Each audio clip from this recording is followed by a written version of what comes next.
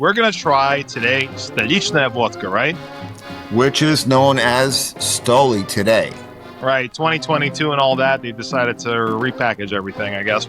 Anyway, so this vodka originated in the USSR. This is a Soviet product, correct?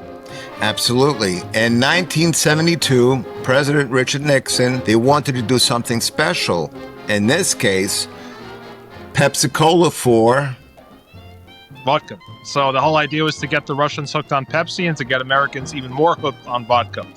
So that's how your Stolychnaya came to the United States.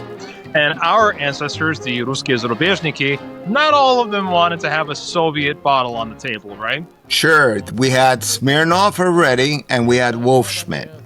Right. And when you had Stolychnaya appear on the table, extremely rare, but there were those people who still wanted to show that they traveled to Russia, they've got a bottle of Stolychnaya. Stolychnaya essentially also had a boycott attached to it in the 1980s when the Soviet war in Afghanistan happened. And that's when you actually saw a lot of other companies kind of try to grab that market share.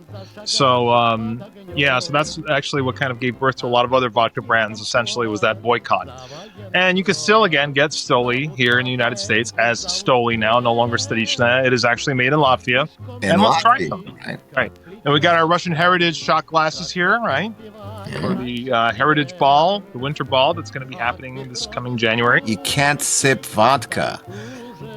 Our tongue has so many different buds around there that the sweet, the sour, and so on. So you can't sip vodka. When you drink a shot, you got to put it down and hold it in your mouth a little bit before you consume it. All right, за твое здоровье. Cling. Cheers.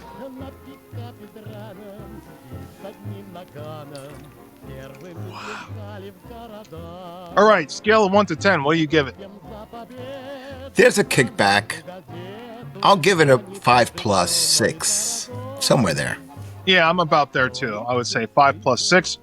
Definitely a little bit more for mixed drinks. It's okay, probably for mixed drinks, but if you have to, it's still good for putting down a shot.